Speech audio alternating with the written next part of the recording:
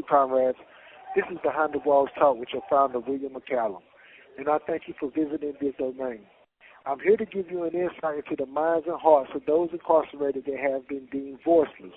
Well, this is where their voice and stories will be told for those of you who are concerned with human beings that are in prison for the mistakes they have made and for some of the injustices that were committed against them. Resolutions for reform is the goal and objective looking to be obtained. Now step into our world. Welcome to this special episode of Behind the Walls Talk with your host, William McCallum.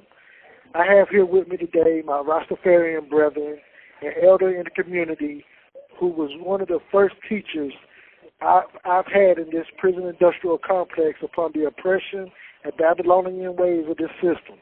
I honor and I salute this brethren with nothing but the utmost respect. So without further ado, tell the listeners, my brother, what's your name and where you're from? Yes, my name is Perry Knowles, and I'm originally born and raised, schooled in the Bahamas, Nassau, Bahamas. There you go, Bahamas. Hey, what were you charged with? How much time did they give you? I was charged with approximately 5 counts of... This call is from a North Carolina correctional facility. I was charged with 5 counts of trafficking cocaine, and I was given approximately 55 years, 9 months to be served in the prison system, North Carolina prison system. How long have you now been incarcerated? I've been incarcerated approximately 26 years now. 26 years. How have your prison experience been? Well, you could say I could call it the glass half full, and some people may see it as a glass half empty, depending on your view of it. You know, I'm extremely religious. Everyone that know me know what I go about, what I'm all about, and I believe in the word of the Almighty. So, and there's one scripture that I always rely on, and I always tell the brothers in here, you know, thy will be done. So there's nothing that can come forward to harm I and you know, us if it wasn't if it's supposed to be, it will be. And there's a higher power that look out for all, the good and the bad. You know, it rains on all. So the ones that I am able to touch, the ones that I'm able to reach out to, being in this system, you know, it's a blessing to be here and be able to do that. If we look at the scriptures again, you know, just with all of the disciples went through this exact same thing that I'm going through. So who am I to say that, oh, why always me? I know. So I look at it as a blessing instead of a curse. Let me, from my experience of being around you, I know you were fighting for your extradition. Say, come again with that. Say what? At one time you were fighting for extradition, right, to go back to the Bahamas? Yes, I'm still doing that. I'm still doing that. What happened is North Carolina came out with a law, the International Prisoners Transfer Program, and what that does, that law came out, was penned by a bipartisan group of senators. The law allow individuals, international prisoners that's incarcerated in the North Carolina prison system to be sent back to their home country to serve the remainder of their prison sentence in their country. What happened with that was that when that law was penned, there were loopholes in that law. So the law was passed down to the Secretary of Prisons to enforce. The Secretary of Prisons placed a North Carolina policy, the prison policy.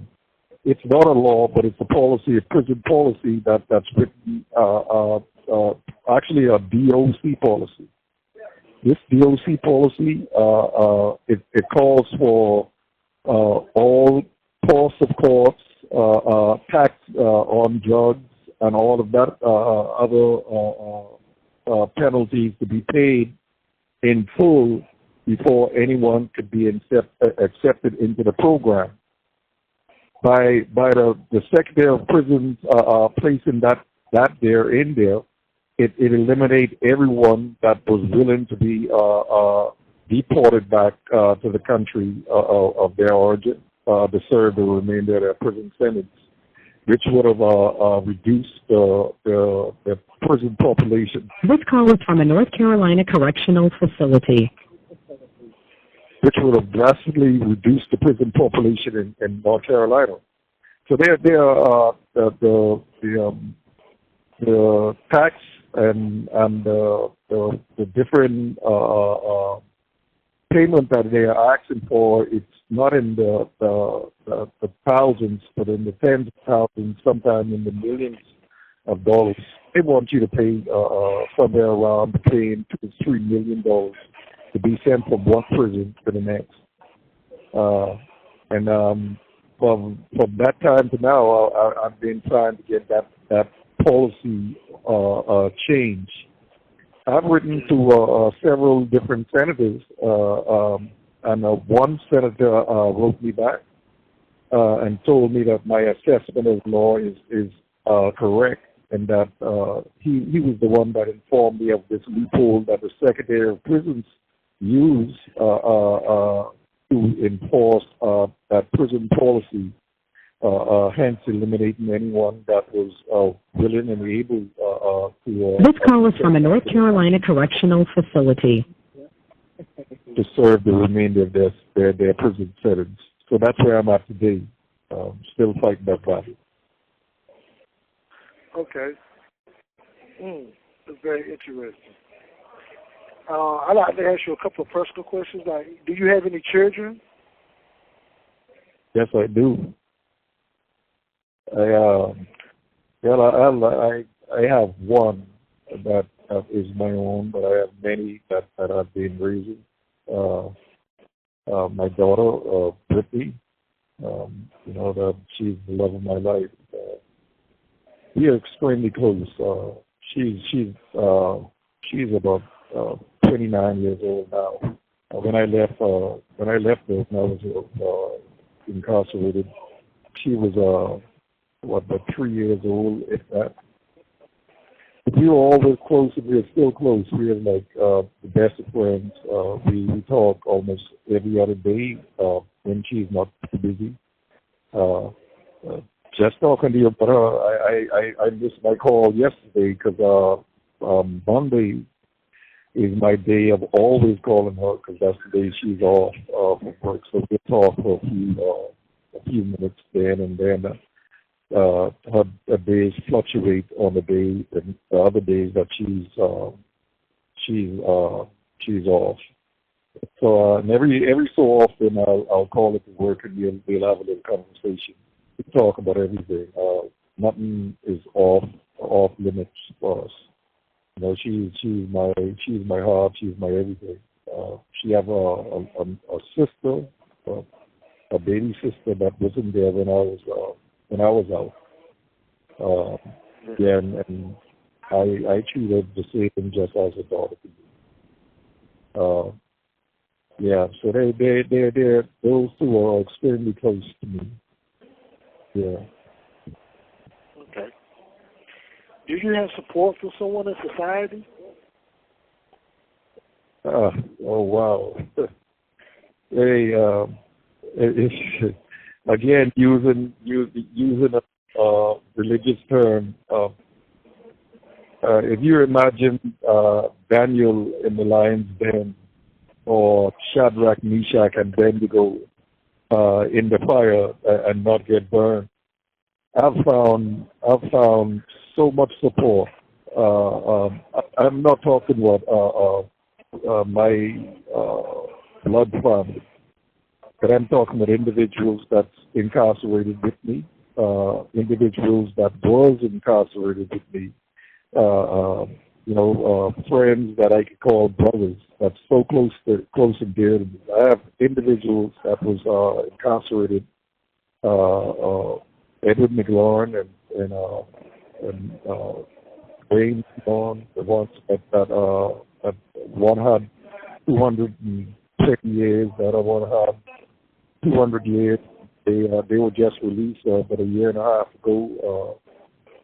They're on my visitation list, so that I have individuals that I have counseled in the past. I'm talking American citizens that's on the tablet with me, frequently messaging me and what's not like that, asking if they could be of any assistance. And yeah, that's the ones just in North Carolina and the other surrounding states. I'm not talking about my family itself in the Bahamas. I had my mother and father, Roscoe and Phyllis Knowles. They are living today. I call my father. I call him I call both of them. They still live together. They were married at an early age, and I got 4 other siblings of the same mother and father. Yeah. So we are extremely close. I got what we call enough support. There's a situation. You have 60 seconds remaining. Where the way we receive funds, all of that had changed. It changed several times through the years. And now, the way they have it, international prisoners, they are not allowed to really get the package from the package program because you have 30 seconds remaining. The program only allows individuals incarcerated. Let me call back. Yeah, call back. Behind the Walls Talk will continue. Back to Behind the Walls Talk with Mr. Perry Knowles. Mr. Perry Knowles, you were saying what now about the package? Yeah, so international prisoners, we have a package program that we get. Your family members may be able to send you. It went up recently to $150 worth of care package, food, and what have you from this company. But the problem is that the international prisoners, the company would not accept credit cards that's not from the continental United States, meaning that the credit cards, it was in Mexico, the Bahamas, or any of the Caribbean islands, South America, or anywhere else, it will not allow it to be processed. So it has to be from the continental United States. The same problem. We have the same problem with the funds on your account. In order for international prisoners to put funds on their account, they would have to use the. This call is from a North Carolina correctional facility. There is the Western Union way, where you'll have to go to a Western Union and log in. This call is from a North Carolina correctional facility. Unfortunately, my family tried the Western Union way in the Bahamas, the Bahamas, I'm currently incarcerated at Lumberton Correctional Institution. Well, the Western Union system in the Bahamas cannot pick up, it cannot define what is Lumberton. So when we try to send it and put the code in, they're telling you it just can't happen. So my family, in order to send me funds, they have to fly over to the United States and then go through a Western Union system. Mind you, being a international prisoner, we don't. Our family don't have what you all call social security numbers and stuff like that. So when you have to log into a social security number and what have you, that's already a no-no. You know, so when they change that system, it eliminates most of us from receiving funds. What I had to do, again, is rely on my support group, individuals that was incarcerated with me, that's trustworthy enough for my family to send them money and them to be placed back on my visitation list in order for me to send money to them for them to send it to me. So that's what I'm doing right now. You know, I have several friends and whatnot like that I normally send. My family would send the money to them, and they'd hold on it. And then if I call or text them, they would send the money to me. So you know, I look at it as being extremely blessed in that sense that I have trustworthy friends that you know that look out for me in that way. But everyone is not as blessed as I am. You know. You're definitely right about that. Let me ask you another question.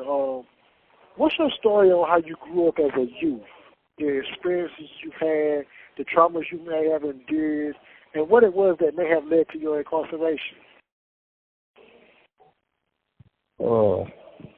That there is a long story. In both sense. Just break it all the way down for me. Give me just a little brief overview of your youth and everything that you did. You know, it's something that everything happens for a reason. I really do believe that. Let me first start off with my schooling. I went to school in like I said, in the Bahamas. Graduated from high school. Took up an apprentice architect, design, drawings, and stuff like that. He was a contractor. His name was Pastor Burrows. He was an engineer, an architect, and I started learning from him. He took me up on his wings and stuff like that. So I started. I had like a few years of architectural design and drawing, engineering classes and stuff like that. From there, I went into the construction field. I started out with a couple big companies. Syntax Rooney, I believe that was an American company that built the one of the hotels that you all may have heard about in the Bahamas. Then I also went to an English company named Balfour Beatty. I worked with them. Both companies. I was like a foreman. I got sick and found out that I had a disease called lupus. So I had to stop working and started working for myself, where I can manage my disease like that. So right now I'm still battling this disease called systemic lupus erythematosus, and I'm from there. Anyway, one day I was let me rewind. and let you know how I found out that I had this disease. One day I was at the corner hanging out with friends. I don't use drugs. I never use drugs. Never smoke. I never use cocaine. Never use marijuana. Never use. I don't know but heroin because no one in the Bahamas shoot needles and stuff like that. The first time I've ever seen that is in the prison system. So my eyes was extremely red, and my father wanted to find out. This call is from a North Carolina correctional facility. So he assumed that because my eyes was red that I was on some kind of drugs. I was losing weight and what's not like that. And, one day he pulled up on me and said, I can go there. This call is from a North Carolina correctional facility. And he took me straight to the lab to get some blood work done. I guess assuming that he would catch me in some kind of lie to say that I was using drugs. Well, everything came back negative. I always had a private. I never went to a public hospital. I always had a private doctor that I went to because I was always sick. Well, she decided to send my blood work to Florida, and it came back that I was diagnosed with lupus, and that's the story of that. So I decided to, in order for me to live, I would have to actually work for myself. So I started up this little small construction company, and until I was incarcerated, I still was doing that from low-cost homes, remodeling, and what have you. Yeah. So my background where I grew up was extremely rough. We had drug wars and all of that. I had friends, close friends that was executed. They were hanged and what's not like that. I've been involved in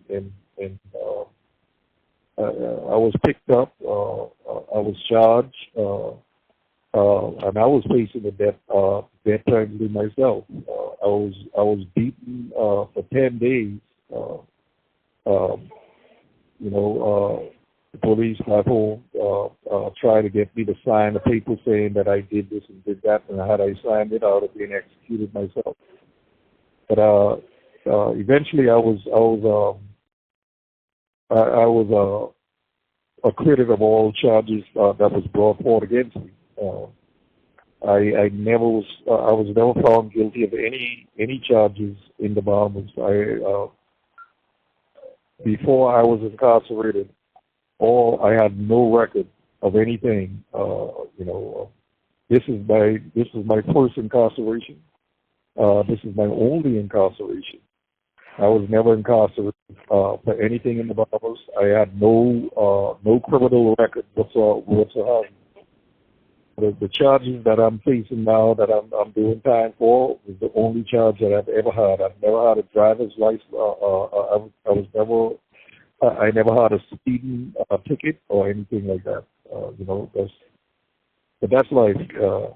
When I was arrested, they had me up like I was some kind of Pablo Escobar. I grew up in a house. My mother and father, they were extremely supportive of all myself and my siblings. When I first started, when I could first remember myself in primary school and what have you, I thought I was the richest person in the world, the way my mother and father grew me up. Actually, I had everything that a kid could actually think that they want, but I didn't know that we were so poor. We were defecating in toilets outside, what they call outhouses and stuff like that. Yeah. But the bicycle that my father brought was patched up and put together and welded together, and we thought we had the best bike in the world until he started. He built to where he could own his own company. He worked all his life for Shell, the gas company, and eventually they blessed him with some trucks and stuff like that. And up to this day, he still has his company. So starting off, not knowing that I was poor, but I was rich with everything I had. But that was either through arrogance or ignorance, you not know him. But to a child, I grew up happy, and to this day, my family, my father and them are spiritually and mentally supportive of me. Yeah. So my upbringing, I've had friends, close friends that died through the years. One of my best friends in the world, I just found it for my daughter, which was her godfather, just passed 3 weeks ago. And that's a school childhood friend. We did everything together. And I had. You have 60 seconds remaining. Friends and family members that passed on, but again, holding on to my way of life. You have 60 seconds remaining. I'll have to call back. Yeah, Behind the Walls Talk will continue.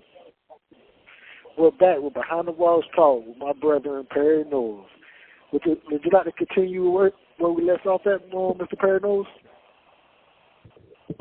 Yeah.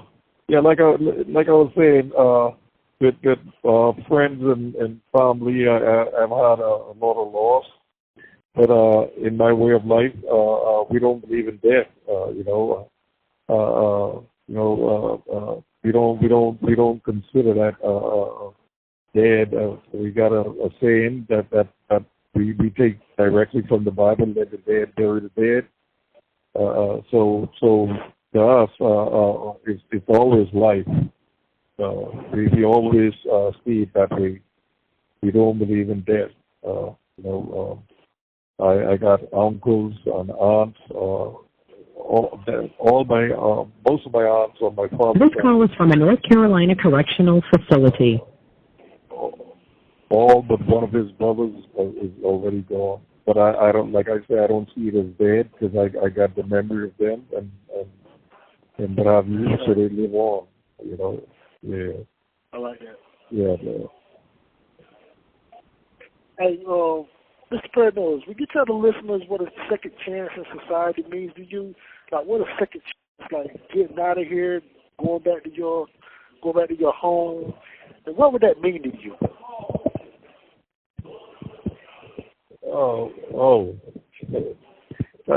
Again. This call is from a North Carolina correctional facility. I gotta answer that the same way I answered one of the questions earlier. I started to reference something, and I believe I shut it off, which was being in here, just like Shadrach, Meshach, and Abednego, and then I went into the fire and never got burned. I believe that I'm protected by all elements, by those spirits and principalities and all that stuff that I'm facing. We are not so worried with the flesh, but we're worried with other demon-like things that lingers. Yeah. So second chance. Me personally, I don't believe in that. I believe that the Almighty Jah, whatever He has in store for me, that was the first chance. That's the way He placed me. Just like we know the story of Jonah that went one way and was taken the next way in the belly of the whale. So I do believe that whatever he has in store for, if it means that okay, I had put Paul and them in prison to minister to the people, then I put Bahamas in here, and he will guide my people out. So second chance, I don't believe in that saying. I believe there is always a first chance, and it is only one chance. So that we're not living two lives but one. It's just a part of the first portion of your life. So that said, if this is what you have in store for I, then I'll greatly accept it. If it means being away physically from my family, then that's what it is. If it means that I have reached out and touched one individual and changed their life to see what's really going on, to wipe away that glare that this Babylon system has placed on them, then I have done well. I know. So I look at that as I got one chance at life. I don't have two lives. I got one life, and I live that life to the fullest. I live it I live it in the furnace, or I live it amongst the lions in the dead. Be it so, I live it. I live it every time. So. Back to Behind the Walls talk.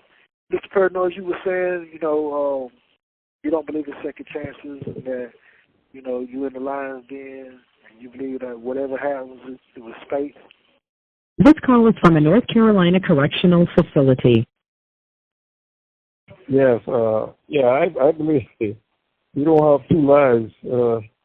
We got one chance. We got one life, and that we will stumble and fall, but we rise up. So rising up is not a next chance at life. That's the first chance of life. Just like a kid that's trying to learn to walk. You stumble and fall and get back up and rise back up and go on again. I don't have two lives. I got one.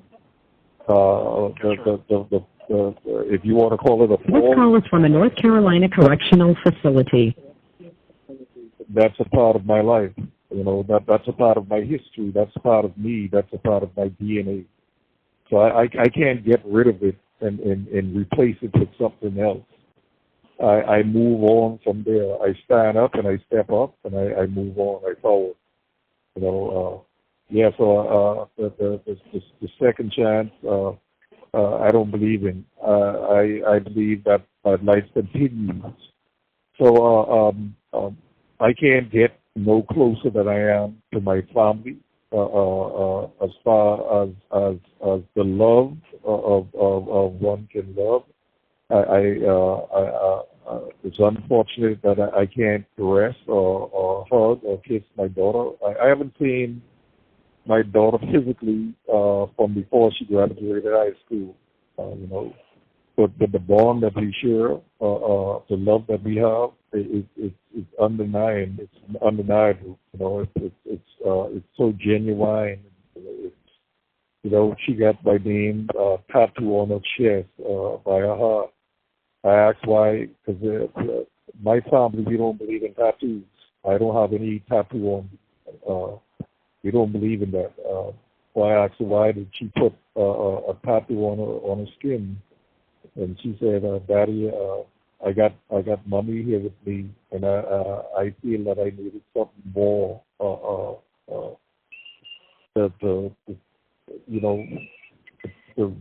represent you." I was a little upset, but it was touching. I don't believe in going against morals and values. But a second chance.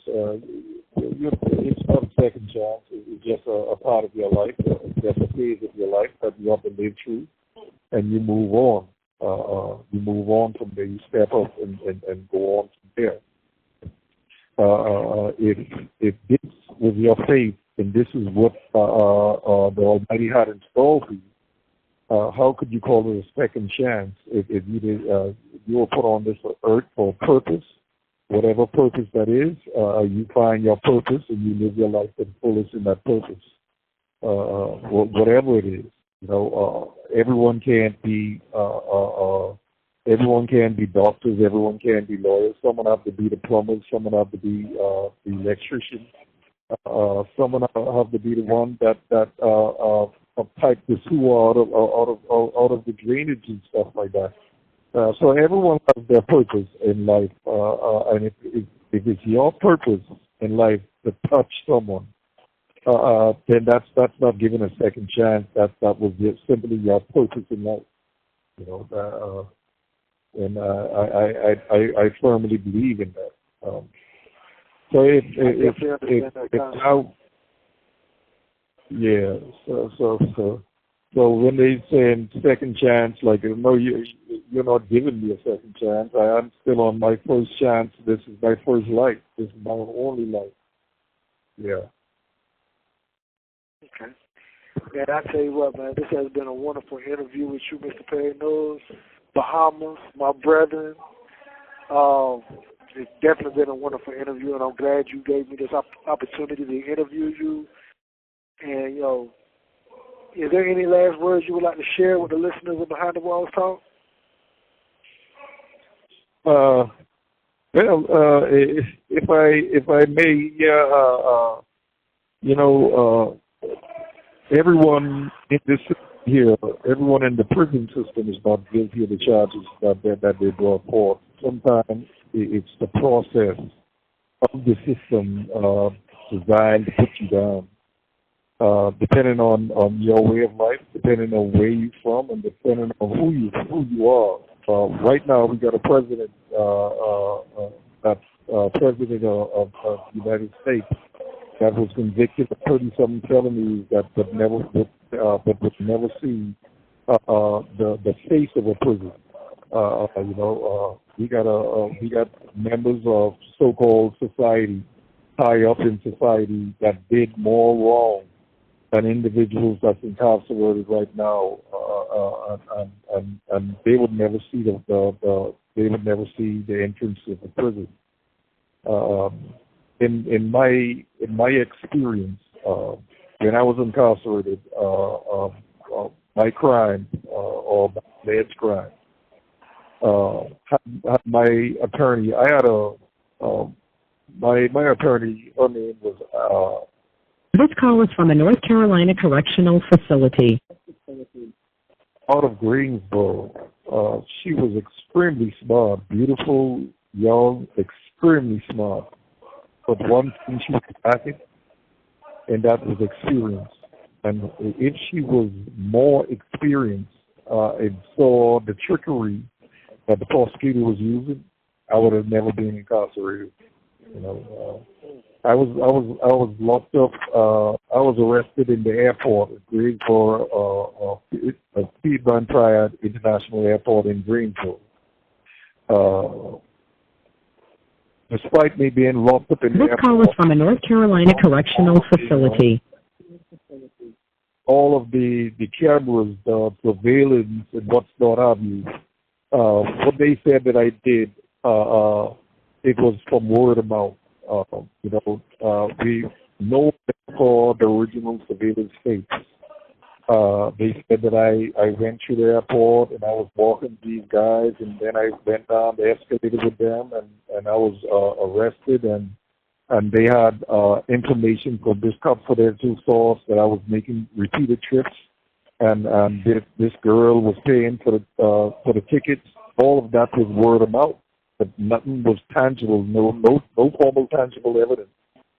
At the time, the courts, I think it was Robert versus Ohio, that allow individuals, the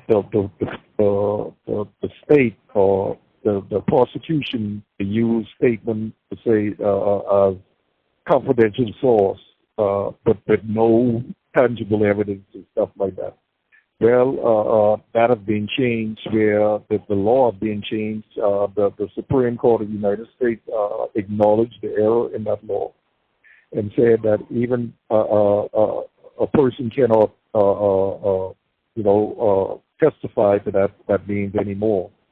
So the errors that was used and the schemes and shams that were used of the prosecutor and others back then, it will not be corrected. They made the new ruling. They said that, okay, despite us being wrong in that, or that court being wrong, this new law is not retroactive. So now that the new law that comes into effect, where accused have to be, you have to be faced by your accuser. Back then, you didn't have to be. So the police can use a statement, or all right, this person told me that he did this and he did that, he did this and he did that, and what's not happening. And at the end of my trial, I told the prosecutor, all right, if I did all of that, you got the surveillance. Show me one time where I walk, where these guys was with me, or I did this and that. He quick changed the subject. It was then at the end of the trial that my attorney asked to see the surveillance tapes and what's not like that. That should have been done prior to trial. The cases are won and lost on pre-trial hearings and stuff like that. Again, it was my attorney not believing in me, and inexperienced. Like I say, she was extremely smart, extremely intelligent, beautiful young lady. However, her experience was my downfall. So to the listeners, the ones that's out there, there's a reason why to this day now they're asking all police officers, law enforcement officers, prison officers to wear cameras now, because the lies that is told it's my word over yours. It's come to find out that most of it is a total lie on one end. Anyone could make up a story on anyone. I could slap a person and run to the police right now and tell them that he slapped me, and they'll arrest the person that I slapped. Just through my word. The first one that goes to the police is the most believable one. But that's the way society is. Me being from the Bahamas, from the Caribbean, I had a deeper accent than I had. I already and the color of my skin, I already had 2 strikes against me. So being believable, the prosecutor saying that, he's bigger than Pablo Escobar and this is what he was doing, but that's all it takes. Why should the prosecutor lie on this person? Why should the police lie on this person? So to the individuals out there listening, always give a person the benefit of the doubt, regardless of how heinous the crime may be. The news outlets, the media, their main you have 60 seconds remaining. Is solely to attract listeners, and that's the way they make their money. So if they say this person they just said that he didn't do no wrong, then you don't attract anything. But when you start to say, oh, it's a gruesome scene and this happened and that happened, what have you got the listeners and you got the ones that tune in even more. So I'll conclude like that. Always give a person the benefit of it. You have 30 seconds remaining. That's right. That's right. And that's my brother, Perry Knowles, man, Mr. Bahamas. I love you, man. Much respect. You have 60 seconds remaining. We're going to support you. Yes, guys. It's peace from Behind the Walls Talk. Yes, you write someone requesting something or something like that, you might get a response 6 to 8 months later. You know. 6 to 8 months later. I hear you. Okay, yeah, you saying 6 to 8 months later. This call is from a North Carolina correctional facility. You saying you get a response within 6 to 8 months later? Yeah. It's like, no, I mean, unlike outside in the world, you could call a government official, or you could go to the courts and get a direct response from the clerk and them. But in here, if you do something in here, it takes a while before you get a response. If you get a response at all. At all. That's what I'm saying. It's just, yeah, it's just an example. The scale that's used. This call is from a North Carolina correctional facility. It's all the way down. So regardless of what you do, you know, you don't be afforded the opportunities and that look that they will give others that's on the streets. You know, it's just a different battle that we have to face, upscale battle that we have to face in here. Right now. You know, with behind the walls talk. You know, with behind the walls talk. You know, that's what we be speaking out about. We be speaking out about that. You know, we definitely be bringing awareness to, you know, the unprofessionalism of the staff and administration, and, you know, the support that we get. You know, like you were saying about the responses and everything, we definitely bring all that up about the lack of duties, that the case managers be giving us. We speak out about all that. Yeah. We speak with Leslie Ms. Dukes, who took Tatisha's position. We speak with the governor. We speak with all the regional directors in each district. We speak with everybody about those situations. They be emailing us back, but they email us back with a response that you know that they are, you know, that is to be given. They tell us what we want to hear. Yeah, that's it. Sometimes they don't even do that. You know, in the various prisons that I've been to, it's almost identical. The walls are basically the prison is a different location, but the response that you'll be getting from the administration is always the same. Like it's like, okay, put in a request. So you put in a request form, requesting you know, like inmate request for information form, and it'll go unanswered. You could put in like myself, you know, I'm diagnosed with lupus, so I'd be going through a lot of different ins and outs and stuff like that, renewal of medication and having to go through the same thing.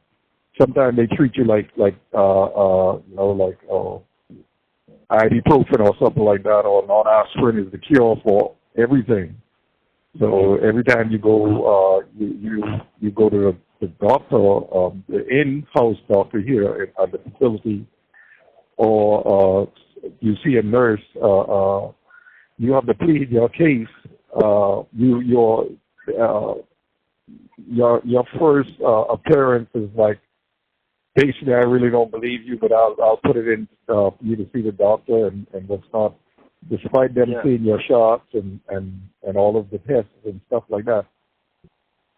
And then they you know, request medical emergency and what stuff like that. Most of the time, custody staff is the one that's diagnosing you, not the medical department, because you have to go to custody first and request a medical emergency. So you go to custody and you say, look, I'd like to, request a medical emergency. Then they will ask you, what is your emergency?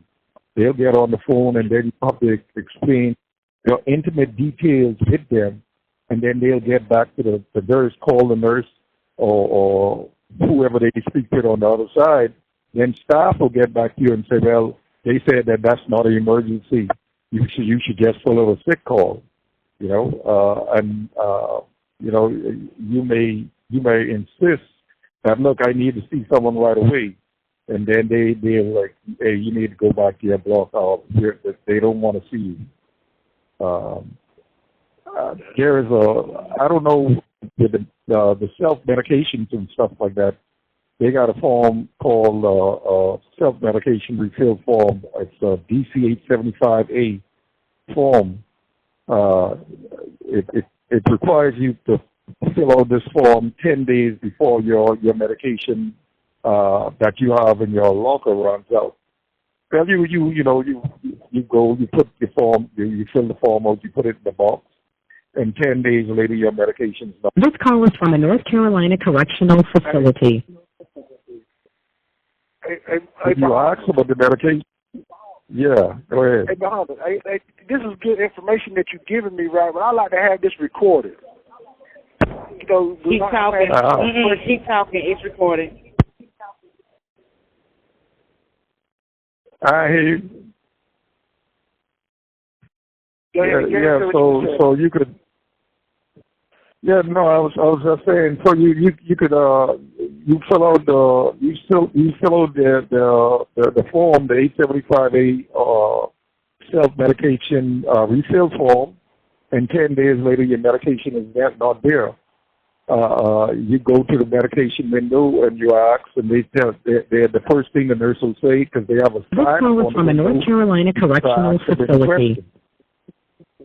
So you're trying to ask questions. Look, you may have high blood pressure medication, or you may take pills like instead of taking the insulin shot, they might give you those pills like for the ones that is diabetic, or any kind of other ailment that you may have, and they respond like they have they have a paper on the wall on the window. Don't ask the nurses any questions. But if you submit a request, you don't get any answer back. So you're stuck between a rock and a hard place. If you do ask a question, they have the right to tell off, to put cuffs on you, and take you to segregation. So if you don't have a support cast out there, sometime to call inside the facility. You'll be stuck. I mean, there's absolutely zero that you can do in here. But that's right. With the medical, that's one of the, because it's a necessity. So that's and I'm talking with personally that one. It affects me more than all the others, because you're always running out of medication, and you're always having to deal with going out without medication, and then your body, your mind, and everything. You feel the difference in your body when you're not taking medication. When you read the information that comes with the medication, it specifically tells you that do not abruptly stop this medication. But if you're not getting it, it stops. Like, there's nothing that you can do about it, and you can't ask anyone about it. And when you do, if you got someone that will listen to you, they'll let you know it's not them. It's a pharmacy. Pharmacy didn't send it, and we don't have it. But when you get the medication, you'll find out, because there's a date. There are several dates on the bottles. You'll see that it was at the facility probably a month ago or 2-3 weeks ago. You just never got it. So that's one of the main things about it. The other thing that inside here is that we have absolutely no right. The disciplinary process is a sham. We went through a kangaroo court to get into the prison, and then when we are in the prison, we go to this court is not a kangaroo court. This is worse. Because you are told you always hear the same exact story regardless of the prison you go to. You hear the disciplinary officer. The first thing he go when you get in front of him, he asks you how you plead. You say, well, I want to say something first, and he said, look, you might as well just go ahead and plead guilty because I want to find you guilty anyway. You know, so it's like I'm going to put a gun to your head. I'm going to put a gun to your head. I'm going to pull this trigger if you don't say what I want you to say. So if you plead not guilty and you go through the process, you show where your rights was violated. You show where on camera you're allotted an opportunity to give evidence, and one of the evidence may be you want the reviewing of the surveillance tape. So they'll show you little pictures of what occurred, and you said, okay, this is exactly what I'm talking about. Instead of the disciplinary officer, saying, okay, this you're right, this is dismissed, he'll send it back for reinvestigation. So that gives the officers the opportunity to adjust their statement and rewrite their statement to coincide with whatever evidence that was there and whatever you had said. So if you said A and they had said B, they could come back around with the reinvestigation and say C and D, but you're not afforded that opportunity to do anything other than what you already did. So the disciplinary process. You have 60 seconds remaining. And then when you file your appeal to Raleigh and you show Raleigh the exact thing that's going on, the chief disciplinary hearing officer the kangaroo court up there, which is a sham too, because they don't follow their own rules and regulations. It's like I did everything that was asked. I showed their policy was violated. I showed that I didn't do anything wrong other than. You have 30 seconds remaining. And yet still, you're found guilty, and your appeal came back guilty as well. You want me to call right back? Yeah, call right back. Behind the Walls Talk, we'll continue.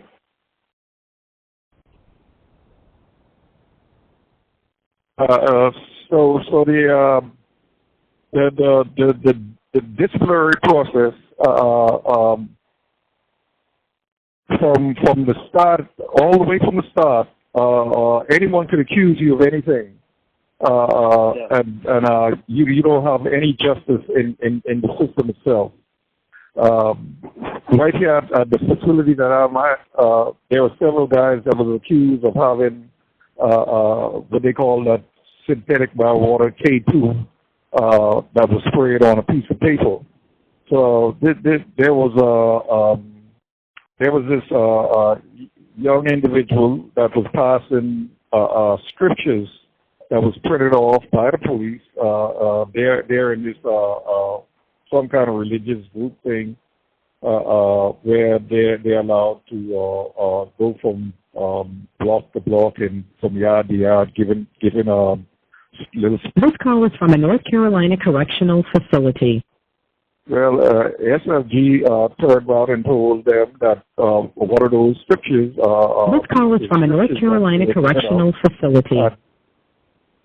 And tested positive for K2. So they took all of them off their job, fired them. But I thought, but they didn't go through any kind of disciplinary action or anything like that. But they took them off the job, interrogated them and stuff like that. It's a lot. If I also go in my locker right now and search, they find some because I be dealing with the Rastafarian service, and I'm the paid helper for the Rastafarian service. I got a lot of literature, old literatures. I got a bunch of things that I've written out, and they could say, okay, we took this paper and this tested positive, and there's nothing I could do. There's no lab test. It's just a word of mouth, and that's it. It goes to disciplinary hearing. Okay, we find something that appears that it seems a little greasy on it. It appears to be not that it is, but it appears to be this. And then you're found guilty of that. You appeal it. They said it appeared. There's no lab test. Appearance is one thing, but the truth about it is not. So it appears to be, and that goes all the way to the chief disciplinary hearing officer, and you're still found guilty of the same thing. So that we don't have any statement about it. You know, there's absolutely nothing when it comes to the disciplinary process. If an officer accuses you of something, you might as well go ahead and sign the act, because you could be found guilty.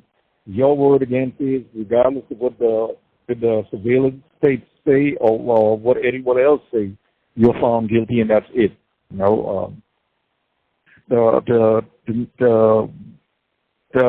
other thing is the food, and I'm just going down the line. I mean, within the walls, the food is terrible. I did not on my request, but on the doctor's request at UNC.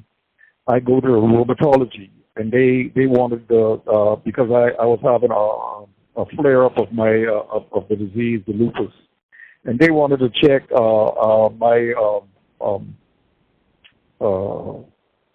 minerals and vitamin levels and stuff like that. So they give me an overall workout after camp to do it.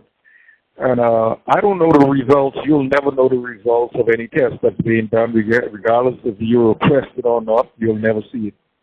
So I don't know the results, but I do know that about 2.5 weeks later, I got a bag full of vitamin D, vitamin B2, vitamin C, and everything on it says because of deficiency. So I'm on a vegan diet, and I go down there. I don't eat all of my food, but I eat, and then I come to the canteen and I eat as well. But it just goes to show you the level of and the type of food that we, regardless of if you eat every meal that you have to eat, and because of the lockdown, you don't get enough sun, so your vitamin D level is all the way down. I don't eat meat, so they give me the vitamin D, which is for the deficiency. They give me vitamin C for deficiency. They got me the B2 for the energy level and deficiency. Everything was deficiency. So the food is so terrible. They boil the food down until there's nothing. It looks like slop on the tray, and you have either you eat it or you move on. But there's no question in food, stuff like that. They said that you are allotted a meal that's supposed to be a full course meal. Well, they give you just enough to sustain life, not to sustain health, but to sustain life. So your health declines as they keep you in here and fill a bed. You may go to the breakfast, and on the tray it has 2 French toasts, a milk, and some juice, not juice, but drink. And it may be a slice of bacon or something like that. And they say that there is sufficient to deal with whatever your body's got going on as far as nutrients and stuff like that. They might give you 2 pancakes a little small slot with a half a scoop of eggs and push the tray on, and that is enough for you. You know, regardless if you're diabetic or not, that's good for you. You know, the food and everything. This call is from a North Carolina correctional facility. But there is nothing that you could do about it. This call is from a North Carolina correctional facility. There's absolutely no way that a registered dietitian will come into the facility and check all your food for a month and say that was sufficient for your intake or consumption of nutrients and stuff like that. There's absolutely no way. If that happens, that person have to lose their license because they don't know what they're doing. So the food is terrible. If you don't have a outside support group to give you something, send you something in here for you to buy, and I'm going to call it children food from the canteen because all they serve in the canteen is sweets. They have nothing in the canteen other than sweets. In the facility where I'm at, they took up all the juice out of the canteen and put sodas. So you got soups, which is the Roman noodles, a bunch of cakes and stuff like that, and chips, candy bars. It's like something that you'll give a kid, but you wouldn't even, a piece of candy, but not $60 for the candies and sweets and stuff like that. So they're breeding diabetics. Everyone take the same type medication because everyone is eating the same food, drinking the same water, and doing the same thing. The lack of exercise because they are always locked down and stuff like that. And lastly, because the police just came here and tell me that medical called me. So, but I'm gonna close and say this: with the one thing that we have, the one main thing that we have that they give us to complain about, like the form is a grievance form. So we are given a grievance form to say put whatever complaint you have on a grievance. But from step 1 to step 3, that's a scam. You write whatever you want to write down on it. You put supporting documents, and they find some kind of loophole out of it. Sometimes all the response is basically the same. And what makes matters worse is that they have a bunch of retired lawyers or individuals that should know parts of the law that normally deal with the third step, and the response that they will give you is laughable at times. It's like you just don't have no say. Your voice is silent. It's like they put a muzzle on your mouth. There's absolutely zero that you can do inside the facility. If you're going to get some help, it has to be from the outside in. It has to be either a family member call in and complain about it, letting them know that I'm going to call these people and check on this, and then they put it one step forward. But it goes right back to normal after those people stop calling or what's not like that. So individual looking within. It's a different picture when you inside looking out. There's a totally different pictures that when you get in here. According to the law, at least, the bunk's supposed to be spaced at least 6 feet or so apart. The bunks are like 3 feet apart, if that. If I open my locker and go in my locker, I'm putting my butt in the face of the individual that sleep on the side of me. My butt is halfway over his bed. It's supposed to be on the walls. They say they have some painting on the walls. This place here was ACA approved, so you're only supposed to have a certain set of a certain amount of individual as far as the capacity and the size of the space. So in here it calls for 24 individuals, and they said 24 max. So they had that painted on the wall, 24 max. But as soon as the inspectors leave, they paint back over it and then added bunks. So it was actually 32 bunks, and they added 2 more bunks to make it 34 bunks. So we have 34 bunks in each wing. And then inside the day room, inside the day room, it calls for 20-something maximum, meaning by 20-something individuals. Only 24 individuals can be inside the day room at a time. But you have 60 seconds remaining. Inside the place, there is absolutely nothing that you could do about it. And then when the police come search, they are putting 60 and 80 seconds remaining in one day room and going through that.